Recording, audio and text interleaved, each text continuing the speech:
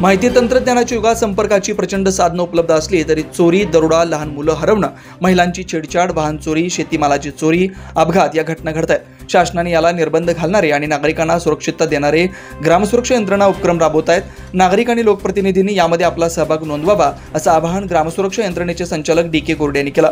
तेरवाड तालुका शिरोळीतील पांडुरंग संस्कृती कार्यालयात पोलीस प्रशासन आणि पंचायत समितीच्या वतीनं ग्रामसुरक्षा यंत्रणेचा शुभारंभ करण्यात आला। यावेळी यंत्रणेचे संचालक गोरडे बोलत होते। सहाय्यक पोलीस निरीक्षक रविराज फडणीस, उपनिरीक्षक सागर पवार, सरपंच हर्षवर्धन भोयेकर आदी प्रमुख उपस्थित होते। यावेळी बोलताना सहाय्यक पोलीस निरीक्षक फडणीस म्हणाले, ग्रामसुरक्षा यंत्रणेची वैशिष्ट्य म्हणजे एखादी घटना घडली तर प्रशासनाला नागरिकांची जलद संवाद साधता येतो। पोलीस यंत्रणेस कायदा व सुव्यवस्था राखण्यासाठी नागरिकांचं सहकार्य मिळतं। ही संपूर्ण स्वयंचलित यंत्रणा असून सहभागी होण्यासाठी सोपी पद्धत आहे। यंत्रणेत सहभागी असलेला कोणताही नागरिक आपत्ती काळात परिसराला सावध करू शकतो। घटनाग्रस्त नागरिकांना परिसरातील नागरिकांची तातडीने मदत मिळते। गावातील माहिती ग्रामस्थांना एकाच वेळी मिळणार आहे। यावेळी उपनिरीक्षक पवार यांनीही मनोगत व्यक्त केलं। यावेळी नगरसेवक उदय डांगे, सुनील चव्हाण, अक्षय आलासे, जिल्हा परिषद सदस्य इक्बाल बैरकदार, विलास